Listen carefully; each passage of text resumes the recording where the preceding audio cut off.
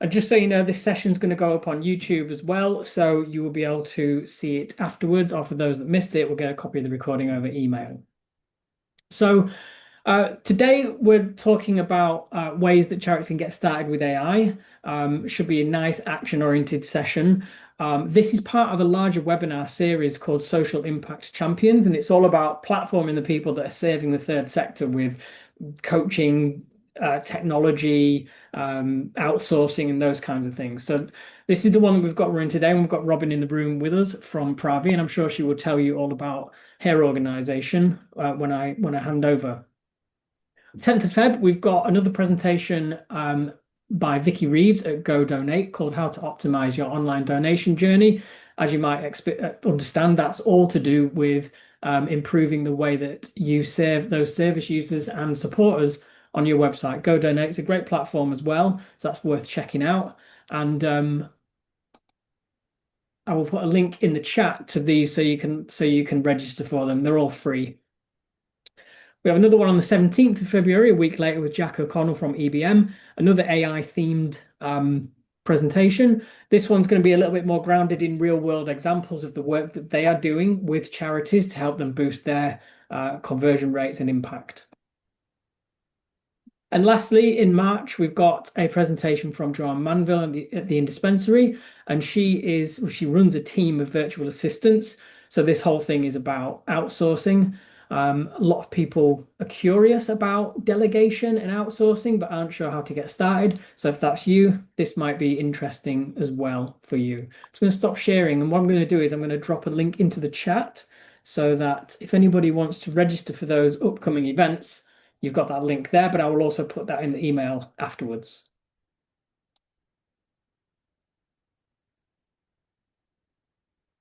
And just before we get on, a quick introduction to myself. So I'm Matt Saunders, and I've co-founded an organization called All Things Equal.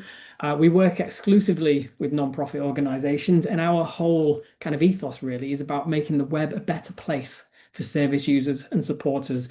Most websites, unfortunately, are pretty clunky, pretty slow, highly inaccessible. Something like 95% of the web is inaccessible to people with various different needs. So we're trying to fix that with our services, which is essentially two different services for charities, one for smaller organizations and one for larger, more complex organizations.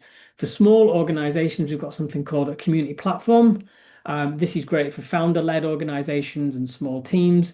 You just need a simple but accessible website. It's a done-for-you service, and that's $8.95 per year, or for 3 years, just under 2.5 grand. And we think that this is a very viable option when placed next to the kind of fees that agencies charge. Or at the other end of the scale, if you were to go with Wix or Squarespace or something like that, you would end up with a website that probably doesn't perform. The community platform is designed specifically for simple, accessible websites for smaller organizations. We also run a scale-up service as well, which is ideal for larger charities, more traffic, more content, more complexity, distributed teams, multiple locations, those kinds of things. Obviously, this is a much higher end offering in terms of what it delivers and the impact that it can have. So the prices for that start at 15,000.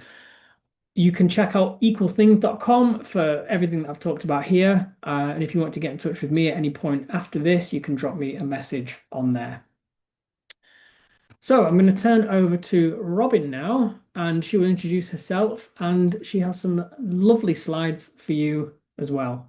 If there are any questions along the way, feel free to drop them in the chat or just sort of call out, and Robyn will keep an eye on that and answer them as we go. All good? Thanks so much, Matt. Hi, everyone. So I'm just fiddling around with the chat to make sure I can see everything on my screen. So here we go. You should be able to see my slides now. So as Matt mentioned, my name is Robyn. I'm going to do a little bit of introduction to myself in a second. And this is 10 quick ways charities can get started with AI. So this is a slightly maybe different format of presentation than maybe you're used to. And I have created it this way because I know that when it comes to AI, there is a lot of noise, there's a lot of overwhelm, and there's a lot of information. And so I've broken it down into 10 really short bite-sized tips I will explain the tip to you with a slide. And then on the following slide, I will do either a demo video or a specific example. So you can see exactly how to translate that tip into sort of real world charity work. And you've all said hi in the chat, I think. So thank you for that. I'm going to ignore my prompt there. Now I will introduce myself very quickly. So the QR code on screen, if you scan that with your mobile phone camera, it will bring up all my details, but I'll also put my email address and LinkedIn at the end of the presentation. So as Matt mentioned, I'm the co-founder of Pavi. This is a new platform that we've built to give data insights and AI tools to charities of any size. And I'm going to do a demo of the platform within this presentation. So I will kind of go into more detail about that later. About in 2024, we won an Innovate UK grant to build Pavi. And prior to that, I've trained more than 2,000 people online about how to use AI in really practical, non-techie, real-world ways. So we've already done this poll, so I won't do this again. I thank you so much for sharing where you are in your AI journey, and thank you, Matt, for saving me some time.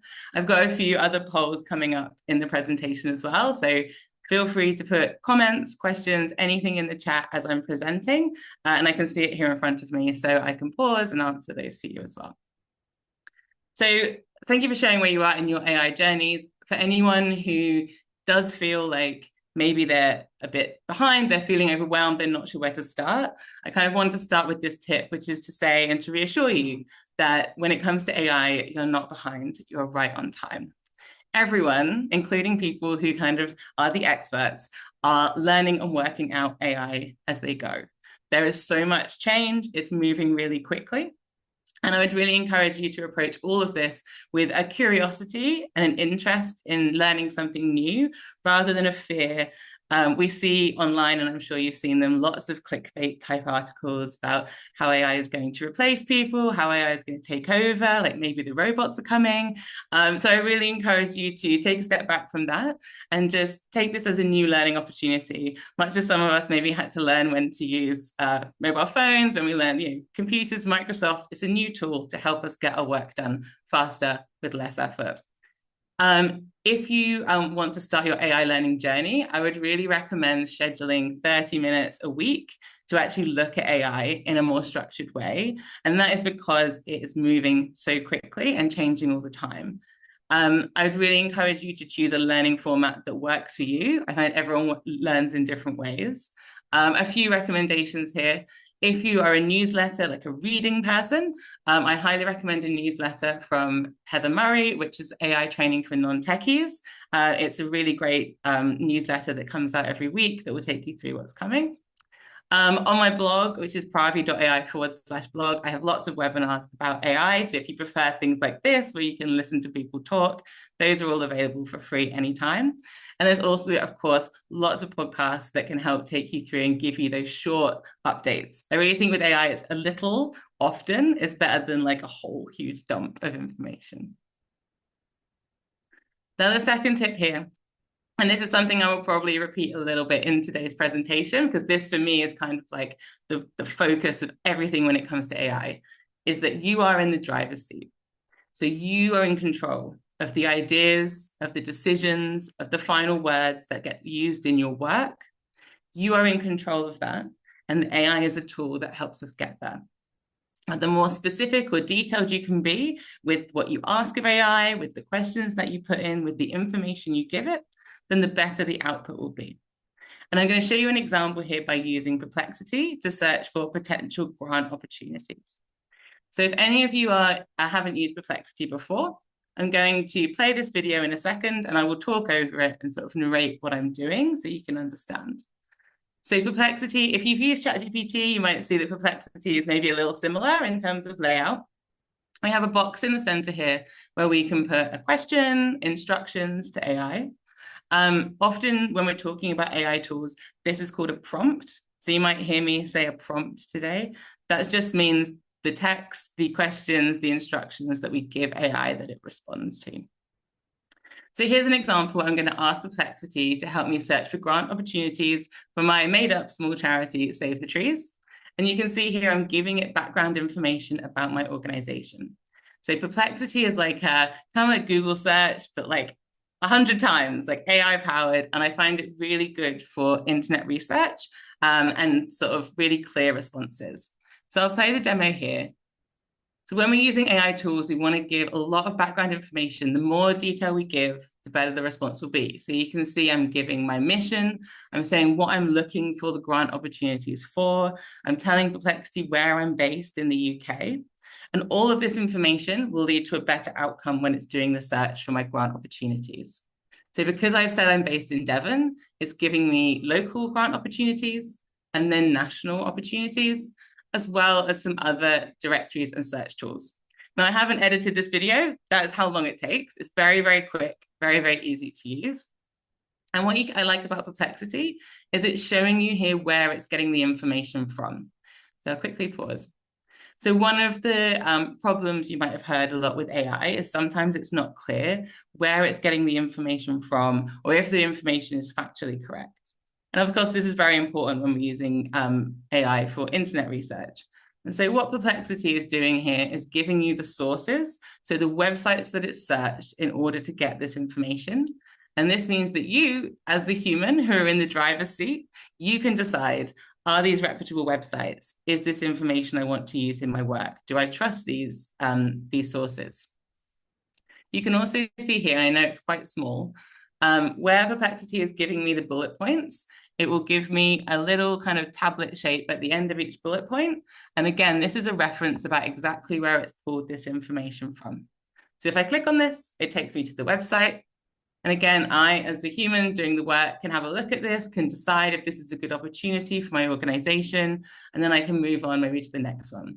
And I really like how Perplexity gives you these bullet points so you can quickly scan down and decide what is the right opportunity for you. It's also built like a chatbot here. So you could ask a follow-up question. It will give you some examples of things you could do to carry on the conversation. It's also saved on your profile, so you could come back to this later.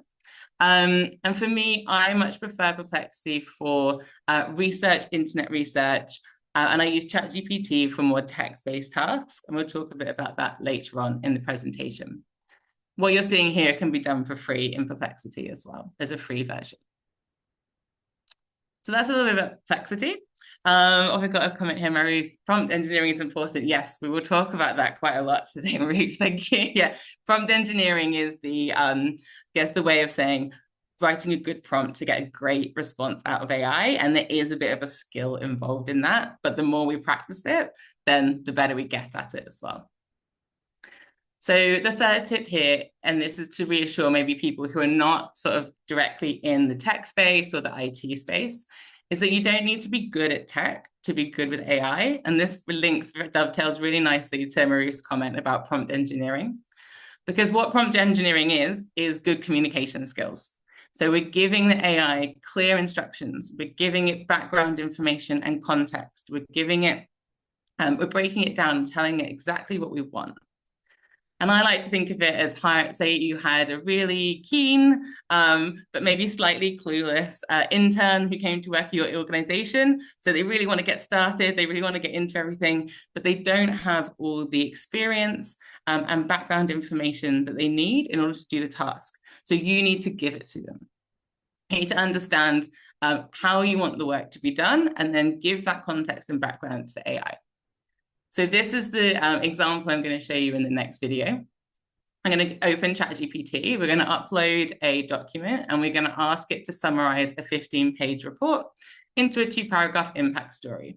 And as the fundraiser, what I need to do is clearly communicate to ChatGPT what to look for in their report in order to get the results that I want. And I'll show you how this works. So this is a publicly available report from Age UK. You can see here that it's 36 pages. They're quite long. So what I'm going to do here is use ChatGPT to help me summarize this and create an impact story. So if I pause here, you can see in ChatGPT, there's this little plus. You click on that, and that means you can upload a file, PDF, or a photo. If you're on the free version of ChatGPT, there are some usage limits with this. So you'll come up against, and you can only do this a certain number of times a day. If you're on the paid version, you can upload as much as you like. So what I'm going to do in this video is I'm going to show you the difference between writing a really short prompt with no detail and then a much longer prompt. So I've uploaded the impact story here, and you can see what I've said to ChatGPT: read this report and write an impact story. So I'm giving ChatGPT no context, no background details, no clear instructions about what I need. Now, ChatGPT will still do it. It's going to have a go. It will always have a go because it's like a people pleaser. It likes to kind of do a good job. So it will pick randomly a story from the impact report and it will write it for me here. And it's not that there's anything wrong with this output, but ChatGPT doesn't know what my goals are as a fundraiser. It doesn't know what I'm going to use this impact story for. It doesn't know what I want the call to action to be when someone reads this. It doesn't know what I'm trying to show about my organization by sharing this story, because I haven't given it any of that background. So here you can see on screen, now I'm going to write a much longer prompt. This is the idea of prompt engineering that we were talking about before. So saying to ChatGPT, you're a marketing and communications expert specializing in the UK charity sector. So this is something you can play around with in tools like ChatGPT. They respond really well to being given a role to play. So if you imagine that ChatGPT just has access to like all the information, all of the internet, all this stuff, by giving it a role, you're focusing it down onto the task that you need to be done. And so you'll get a better output if you give it like a role to play or a context about the work it's doing. Now you can see that I've asked it again to read the report, write an impact story, but this time I'm giving it an aim of the impact story. So I want the impact story to illustrate how this charity improves health and care services for older people. So again, I'm focusing it down. It's a 36-page report. I'm telling ChatGPT the bit that I want it to look at. And then finally, I'm giving it some instructions. So I'm giving it a word count. I'm telling it that it's going to be included in an email newsletter. And I'm saying that I want to create an emotional connection with the donors. So all these things are an example of how you can give more background, more context to a task, as if you were using the AI as an intern who's enthusiastic, but maybe doesn't know a lot about your organization. So now I've given ChatGPT this much longer prompt. It's going to rewrite the story for me, and it's going to focus in on the topic that was important to me. And it's going to choose a different story here. So it's choosing a completely different sort of case study. It's talking about the regulated services self-assessment tool, because I've given it that focus that I want it to look at how we provide health solutions. And it's written in a way that speaks to donors and positions the charity. So this is just the two different ways you can use AI. You can try with just one sentence and see how you get on. But the more information, the more background you put in there, the better the output will be, the less rewrites you'll need, and the more relevant it will be for you and your work. Okay, awesome. So I'm changing tack slightly here. This is probably the most common question or problem that I hear, which is people being like, how can I use AI? How is AI going to work for me? How can AI help me in my role? And what I really recommend here is, rather than kind of thinking about how can AI help me, I would take a step back and think, what do I need help with? So it's less about what AI can do for you, and it's more about where do you spend your most time, energy, and effort, especially in non-impact focused work. So the work that, there's work out there that we all do that only humans can do, right? The strategic, creative, impact work that we do in our communities. But there's also a lot of work that we do that is not impact focused. And so I really recommend starting by thinking, where do you spend your time and energy? And then looking for an AI tool that can help you with that task specifically. Now, some of you might think, I already know where I spend all my time and effort. But if you don't, I really recommend actually tracking it over a week or 2 weeks. And I'll show you a demo of this so that you get a clear idea about where your time is going when you're not doing that impact focused work. I do have a template available for this. I've got a few templates through this presentation, so I can send those out as well afterwards. I'll put my contact details at the end. But this is just a really simple, this is not an AI tool. This is just a Google Sheet, a really simple time tracker where I've put the most tasks that I do, so emails, calendar, social media, minutes, research. And all I'm going to do is on a sort of morning and afternoon basis, I'm going to say roughly how many hours do I spend doing these things. Now, you don't need to get the sort of stopwatch out and say, okay, I spent 7 minutes, 27 seconds doing emails, because that would, you can, but it would drive you insane. What you want to do is like a rough estimate of how long you spend doing these tasks. And it might surprise you. You might end up realizing that you actually spend a lot longer doing emails, for example, than you thought. So this is obviously completely optional, but if you feel a bit overwhelmed and you're not sure where you should look at first in terms of using AI in your work, I would start by looking at where you spend time during your day. Which brings me to my next poll. Let me know in the chat, and you can just put the numbers here as they relate. So you can do 1 for emails, 2 for meeting notes, 3 for social media, 4 for something else. But let me know in the chat where you think you do spend most of your kind of admin work time or non-kind of impact focused time. If it's something else, then I would love to comment as well, so I can understand as well. But let's have a look. So Anne is saying 1 and 3. So emails, social media. Alison, social media. Emails, health and safety reporting and checks. Awesome, thanks, Jay. 1 and 3, 1, 1, 1, 2. Okay, so we have quite a good range here. Volunteer recruitment and management. Yeah, Heather, that's a big one. So I'm going to touch on 4 funding applications. Yeah, right. That's relatable to everyone, I'm sure. Awesome. Thanks so much for sharing. So I'm going to give some demos about how we can use different tools for these different things as we go along. And then maybe at the end, we can also dig into it in more detail if anyone wants to talk about different tools. Okay, so my tip number 5, and this is more about how to implement AI within your organization. So at like a broader level, not just your role, but as a team, as an organization. I really recommend starting with a conversation rather than software.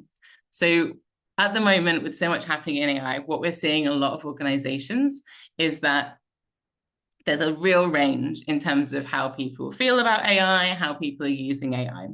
So I really recommend starting with a conversation, really open conversation about AI, who is already using it, how do people feel about it, and what concerns do they have.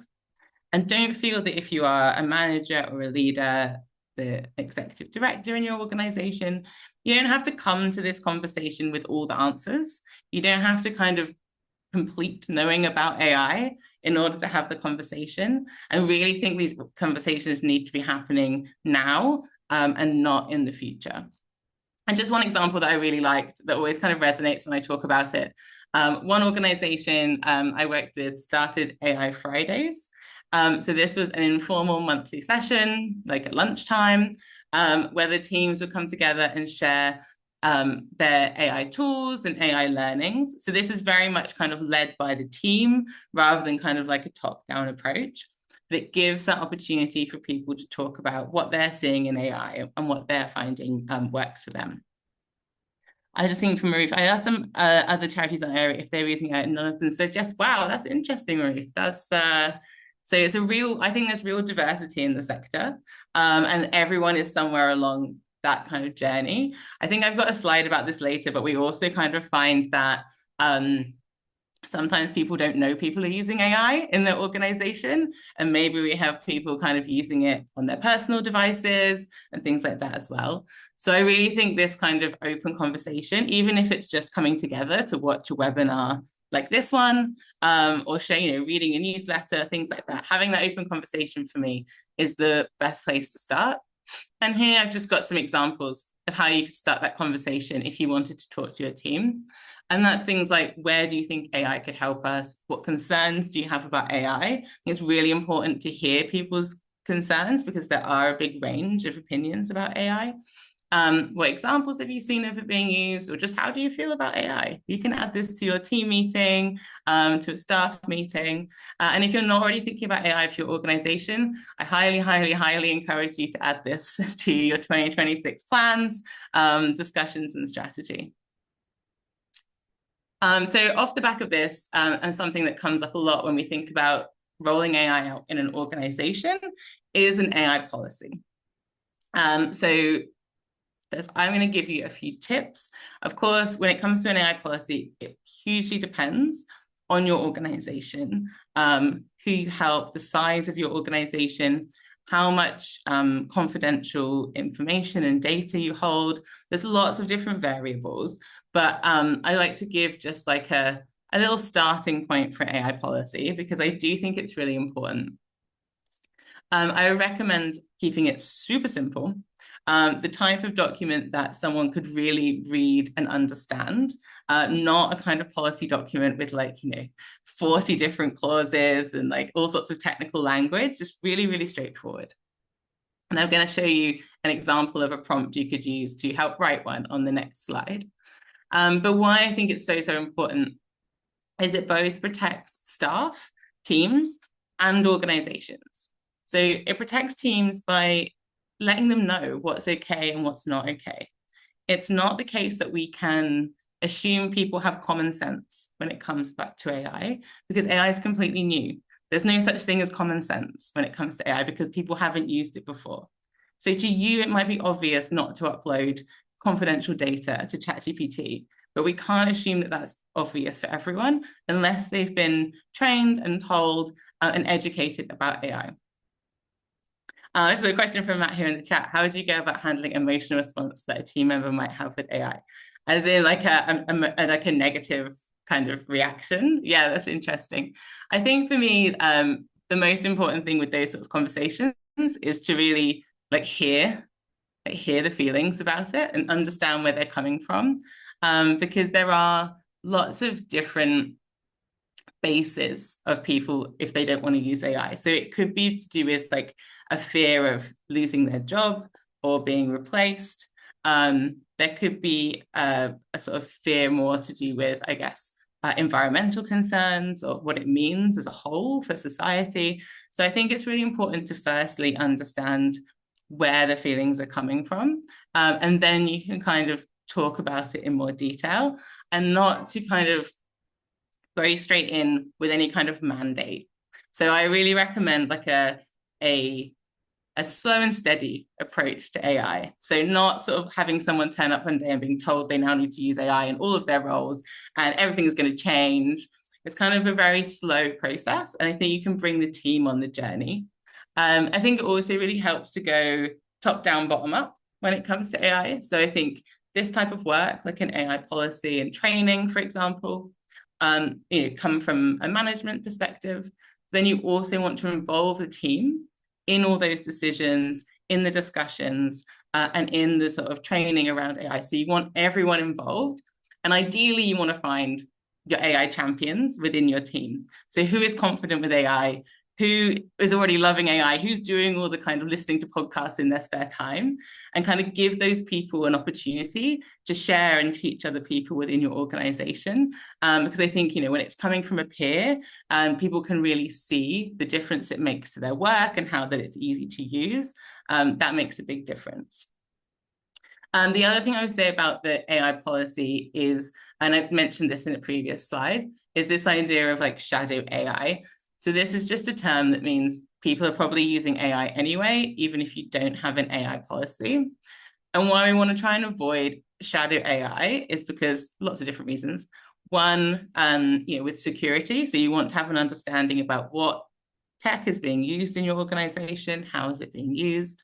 You may also find that there's unnecessary costs. You've got different people using the same tool, maybe paying separately. You might have people using personal emails and things like that, which you want to kind of avoid from a cybersecurity point of view. And so by having the discussions and creating a policy like this, you're bringing everyone onto the same page. And it certainly won't be an overnight process. Like I think this is really a long process of organizational change. Awesome, Sonia. You're going to have a free self-serve course that helps those advancing organizations support those who are struggling. That's awesome. Thank you so much for sharing that, Sonia. I'm going to have a look at that after the session. That's awesome. So everyone, have a look in the chat with Sonia shared here in terms of those resources. Just a quick example of how you could use, I guess it's kind of funny to say you could use AI to draft an AI policy, but there's nothing wrong with doing that as a starting off point. Now, you wouldn't do your final your final policy straight out of ChatGPT and then send it out to all your staff. But I think it's really helpful to be able to use tools like this to get going and have something that you can take to a meeting for people to discuss. Because we don't want to be staring at a blank page when it comes to this. So in this example, and I'm keeping it super simple, I've just asked ChatGPT to help me draft an AI policy for my small charity, Save the Trees.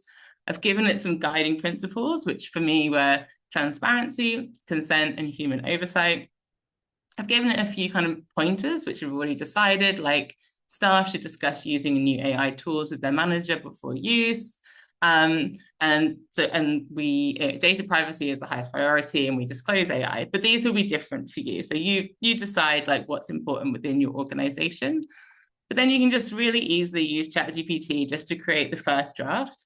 And this will be quite short and simple because I haven't given a lot of context and background information here. But as I mentioned on the earlier demo, the more information you give ChatGPT, the better the output will be. And what you can also do here is carry the conversation on. So don't think of ChatGPT as like, okay, done, tick, then move on to something else.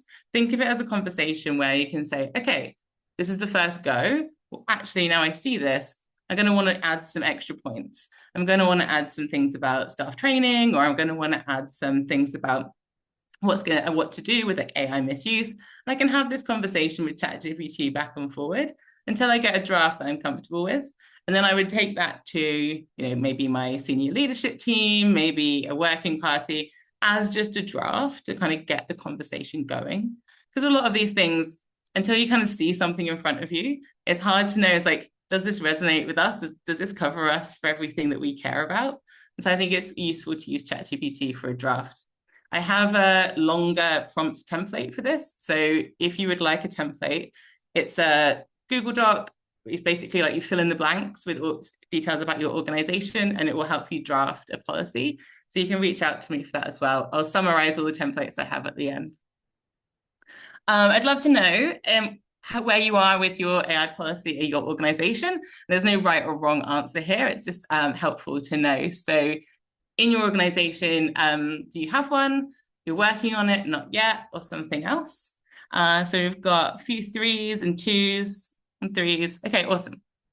So I do think I would encourage you to take this back to your organization, at least as something to discuss. Sonia, great one, that's good. And yeah, I would encourage you to take this back to your organization as a topic for 2026. I really think both for staff and for the organization, understanding what's okay and what's not okay is really important for everyone. Awesome. Okay, so the next thing I want to talk about a little bit about data privacy. When I talk about data privacy and AI, I really see two ends of a spectrum. One is that people are terrified of using data in any way because they're worried that they're going to breach data privacy rules. So they don't do anything with data. They just like hold it really, really close and don't do anything. Or I sometimes see organizations maybe a little loose with data, maybe not too concerned about data privacy. And so I really kind of what I encourage here is a middle ground. And why data is so important when it comes to AI is because it's the data. The data is just another word for information, right? So it's the data we give the AI that it's using to give us recommendations, to help us create with our work, to make predictions. So the better the data we use with AI, the better the output will be. And also the data that we have within our organization, that's what we own. We own this data. So when we can find out things about our donors, we can find out things about our service users, we can use that to make better strategic decisions. And it doesn't need to be anything super complicated. I've got some examples here. You can run surveys, you can get event feedback, you can look at your analytics on social media. So with your social media accounts, what are the demographics of the people who follow you? What kind of content gets the best response? You can look at your web traffic, which I'm sure Matt has lots of thoughts about, and you can see, what are people doing on your website? Where are they coming from? How did they find you? And you can look at things like, when do people open your emails? What kind of interaction do they do once they open them? So this is sort of data isn't private, personal data, it's behavioral data. So we can look at it to make decisions, to inform where we go next with the organization, and to understand specifically our donors. It's really important to understand them as much as we can, so we can really meet them where they are and talk to them about the things that matter to them. I'm going to give you an example of Pavi, which is my platform. So as a little bit of context, why we started Pavi is we saw that if you're a huge organization with hundreds of thousands of donors, you already have a lot of donor data that you can use to optimize your fundraising. So you can do lots of fancy things like see who's going to give to our next campaign or who's going to respond to this type of messaging. But the majority of charities in the UK don't have their internal data of their own or don't have enough internal data to optimize. And so we built Pavi to give data insights to charities of any size. And how that works is we buy huge amounts of anonymous transaction data. So we don't process any personal data like names or addresses, but we can see spending habits. We look at when someone gives to a charity, what cause they donate to, how much they donate, and we give those data insights within the platform. And everything is GDPR compliant and based in the UK. I'm going to show you a little demo here because it's easier for me to show rather than tell. This is Pavi's data dashboard. So I'm going to take you through this, and then we've got a few social media tools as well. Some video is actually a little bit like clunky. For some reason, I started using a different video editor and it hasn't worked for me. So I apologize, it's not quite as smooth as my other demos. But when we're in Pavi, when we look at our donation data, we can choose a subcategory down the side. So basically, anytime we find a donation to a charity in our data, we tag it with the type of charity it is. So this could be, as you can see here, animal welfare, cancer, child welfare. So every time we find a donation amount, we tag it with the type of charity that it is. For this example, I've chosen environmental conservation. You can obviously access any of this data within the platform. We can also choose a region. So if I wanted to look at a specific region in the UK. Now, what I'm looking at here is, just to pause, of the donations in our data set to environmental conservation. This is how the donations are broken down in terms of region in the UK. So I can see where the most donations are coming from. So this helps me build up like, okay, this is what's happening with other environmental conservation charities. This is the amounts that are being donated from different people.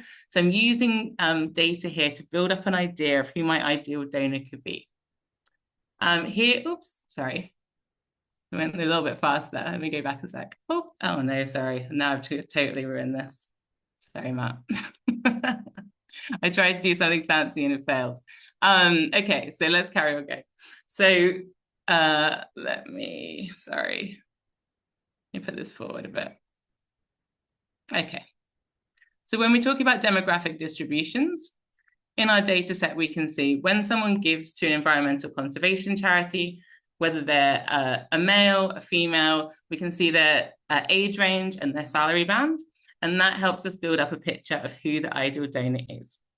So I'm just going to let this video run again. I'm sorry that I'm now repeating myself. I've just got totally lost on the video. We'll just run this through in a second. So basically, you can use data insights like this to understand the types of people who donate to different causes. We can also see things like a repeat donor behavior. So we can see how many people go back and donate to this cause again. And we can also see cross-interest analysis. So when people give to environmental conservation, they also give to cancer or child welfare. In terms of lifestyle indicators, we can see when someone has a car, has children, or has pets.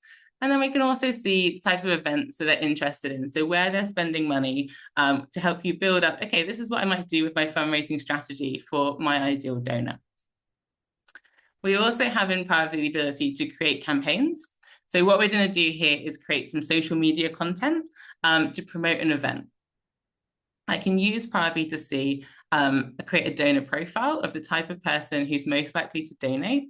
So I have mine set to environmental conservation.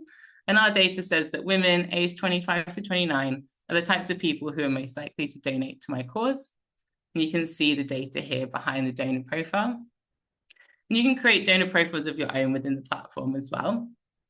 And then what I'm going to do is create some social media content with this ideal donor in mind. So in Pavi, I can give a text prompt, I can upload a website URL, or I can upload a PDF. And what Pavi is going to do is create content for me based on this information. And you can connect any of your social media channels to Pavi. It will create the content for you, and then you can schedule it and analyze the results. So in this example, I've asked Pavi to create an email, 2 Instagram posts, and 2 LinkedIn posts. And you can see what it's doing here is taking information that it has about my organization, Save the Trees. It's writing with those ideal donors in mind, so these women 25 to 29. And it's also taking that text prompt I gave it about my tree planting day. And it will write in a different style for Instagram, LinkedIn. We've given it instructions in the background so that it writes in sort of a different way. Obviously, LinkedIn tends to be a bit more professional, a bit more kind of long form. But you can edit any of this content as well. So everything you create in Pavi, you can make changes, you can add links, you can tag people, you can add images or create AI images. And when you're happy with your content, you can schedule it and it will go out on your social media channels. And you can do all your platforms at once. So you can just get everything scheduled all in one go, have it scheduled to go out every day or every week. We also have this feature called Remix, where Pavi will show you your most popular social media posts. So it's looking at the data about who responds to your posts and which are the most popular. And then you can choose a post to remix, which means it will rewrite it for you. So you can reuse similar content. You don't have to start from scratch every time. So that's a really quick rundown of Pavi. If you're interested in Pavi as a platform, we can jump on a call and I can give you a demo and I can share more information as well. We do have a free trial. And Pavi is available for teams of 3. It's £30 a month, or if you just want one user, it's £20 a month. Okay, let's move on to my next tip. How am I going for time? Okay, I need to be a bit more speedy, sorry. Tip number 8 is to create space for human impact. So this is about letting AI take care of the basic admin while you focus on the impactful, creative, and strategic work. The example I'm going to use here is an AI note taker. Now, some of you may have already seen AI note takers pop up in different meetings that you've had. You may not have got started with one yet. I do really recommend them for saving lots of time, especially in like team meetings when you're talking about lots of actions or when there's lots of decisions being made. But there are also some caveats when it comes to AI note takers, which I've put on the screen here. Things like make sure you get permission from people before you use them in the meeting. You need to decide when it's appropriate to have an AI note taker there and where it might not be. And also to be aware of who's invited into the meeting, because sometimes in your settings, you can have it set up so the notes go directly to everyone on the invite after the call. And if someone wasn't there, but you maybe moaned about them and said they never show up to meetings, you need to be careful they don't get sent some notes that have those comments recorded in them. So there is a little bit of, you need some human intervention when it comes to AI note takers to make sure that you're using it in the right way. But just to give you an example, in case you've not seen sort of behind the scenes of an AI note taker, this is Fireflies. There are lots of different AI note takers out there. I like Fireflies. I think the summaries and action items it creates are really good. But what you're seeing here is I've invited Fireflies to one of my meetings with my team to talk about some marketing we're going to do. On the right-hand side, you're seeing a transcript of what was discussed in the meeting. And then in the center here, you're seeing an automatically created overview and action items. So all of the stuff on the left-hand side has just been created by the AI note taker because it was in the call with me. I didn't have to do anything. You can see here that there are kind of timestamps on each action item. So that means I can go back into the call, listen to what was discussed. So if I can't remember what I was supposed to do, or I'm confused about what I'm supposed to do next, you can find everything is recorded and you can just listen to it as well as read it. You can, of course, share this with your team. And you can also have different privacy settings. So you can have it so that the AI note taker automatically goes out to everyone after the meeting. You can have it so it only goes to you. If you do a lot of in-person meetings, Fireflies also has an app for the mobile phone. And so you can have that on the table in an in-person meeting, and it will work in the same way. And it will sync with your sort of desktop version. Okay, so tip number 9, this is another template that I have being available. As I already mentioned, I really recommend starting small when it comes to AI. So thinking about one tool, one task, making things a little bit easier, not optimizing everything all at once. And a tip I would give you, or somewhere to start, is if you're using ChatGPT or other chatbots in your organization, is to create a prompt library. A prompt library is just a central place where you can share the prompts, which are, if you remember from the beginning, the instructions that you give a tool like ChatGPT. You can share them all in one place, and that means that people don't need to start from scratch when they're using these tools. They can go to the prompt library and find prompts that are already working for other people. I have a template for this as well, which I can share. But just to show you what that looks like, in this example, this is just a Google Doc. And as I scroll down, what you'll see is I've done template prompts for all sorts of different tasks. So for example, let me just pause. This is the prompt template. So what you would do is you would copy this, and then you would fill in where it's yellow in brackets. You would change that and you would put your personal details in there.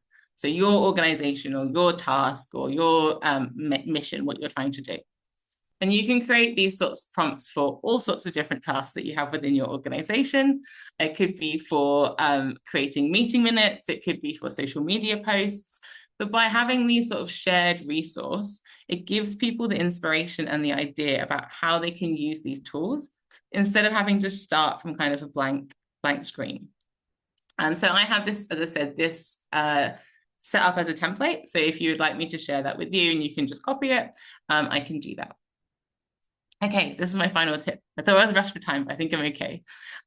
So my final kind of tip, or I guess my final word of encouragement for everyone when it comes to AI is to pass on what you learn. So we're in a world where there's fake news, there's lots of clickbait, there's lots of hysteria around AI. When you're on your learning journey and it comes to AI, share with others what you're learning. And this would be personally as well as professionally. I think it's really important that we keep all the generations of our family up to date with what's happening in AI as well.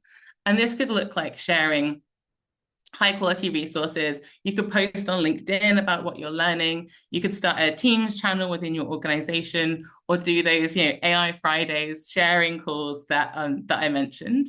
But whatever you are, and including this webinar, I would love it if to say Matt's going to put this on YouTube, so you can share that with other people as well. In terms of what I have to share with you, I've mentioned a few times various different resources that I have. So I've put my LinkedIn and email on the screen here. So on the blog, I have all sorts of webinars, all aimed at small charities from different topics, including AI, donor outreach, social media. They're all available for free. You don't have to sign up. The templates that I have, and you can just either email me or send me a message on LinkedIn, was the time tracker, Google Sheet, the prompt to write an AI policy, and also the prompt library template. And if you would like to look at Pavi as a platform in more detail, you can book a demo with me, just send me a message, or you can visit our website, Pavi.ai/charity. And that's it from me. I'm going to stop sharing my screen in a minute. If anyone has any questions or things that I haven't covered, I think we have a little bit of time. So I'd be really happy to answer those as well. Awesome. Thanks, Robyn. Amazing presentation. Really, really good. I was thinking, would it be worth you dropping your LinkedIn address in the chat there so that people can follow you? I can do that. I probably can't multitask these. You might have to fill in for me while I'm finding it. If anybody else wants to drop their LinkedIn or even their email address in the chat, if anybody wants to keep in touch with people, we do find that at these events they're good for networking as well, to get to know others in the sector. So it's always good to follow other people in the space. Awesome. Thanks, Matt. I've just put my link in the chat as well. Great. Cool. Does anyone have any questions before we finish?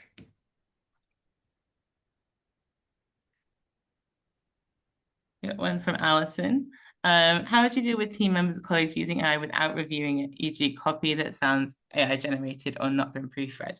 Yes, it's a really good question, Alison. For me, this kind of comes down to why training is really important for teams, because I think that we have to understand why it's important not to use that type of content first. So how it, could potentially reflect on our organization, or how that it doesn't kind of mirror our values, or even that, honestly, no one wants to read really generic social media content. They want like personal stories, they want impact stats and things like that.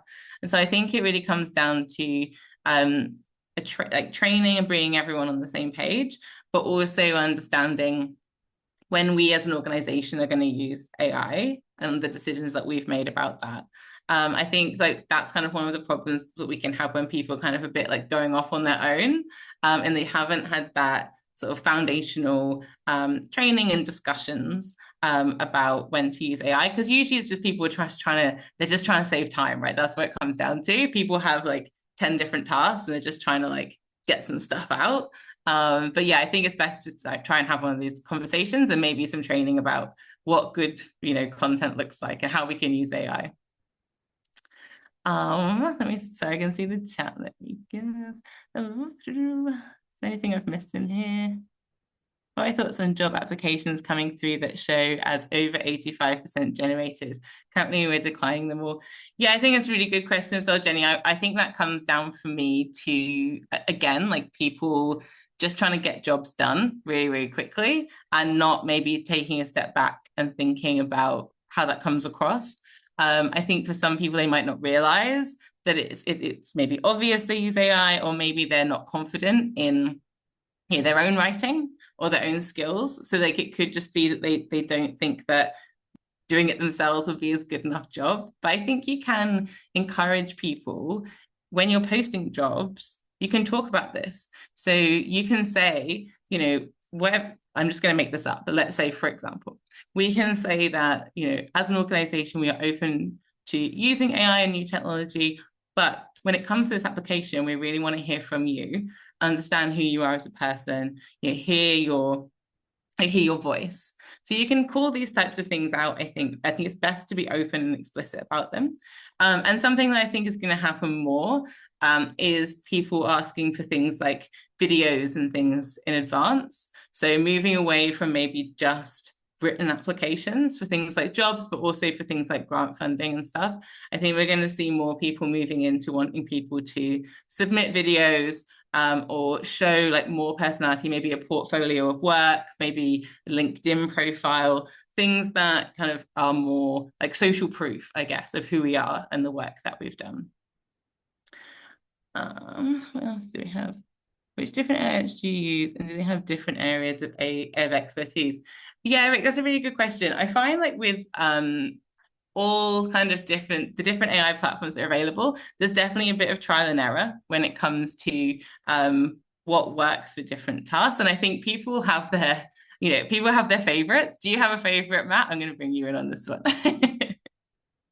I'll be honest, I don't use any agents. My understanding of an AI agent, and Rick, feel free to correct me, is something a bit deeper than a platform. You install it on your operating system, it gets access to your email, the different applications you use. It's almost like you in digital form, so it can read all of those things. And I haven't gotten to that level yet. I just use narrow platforms like ChatGPT.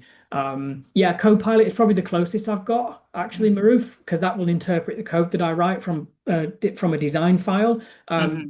But yeah, that's definitely an emerging area, AI agents, and a little bit of a scary one, if I'm being honest. Yeah, it's definitely for me something that I'm interested in playing around with, but kind of not, again, I kind of think it's like AI taking the wheel. I kind of want to keep the wheel for myself at the moment. In terms of as like Matt was saying, in terms of using platforms, I use honestly like a huge range between Claude, ChatGPT, and Perplexity for different types of tasks. And within Pavi, we're really experimenting a lot with using AI for coding and creating things more quickly. So it's really interesting how that is developing as well. I want to like Copilot, but it just doesn't seem as good compared to ChatGPT. Yeah, absolutely, Sarah. I agree. I have lots of thoughts about Microsoft, which I won't bore you all with at the moment. But I also think the right AI tool is a tool that is available to you within your organization.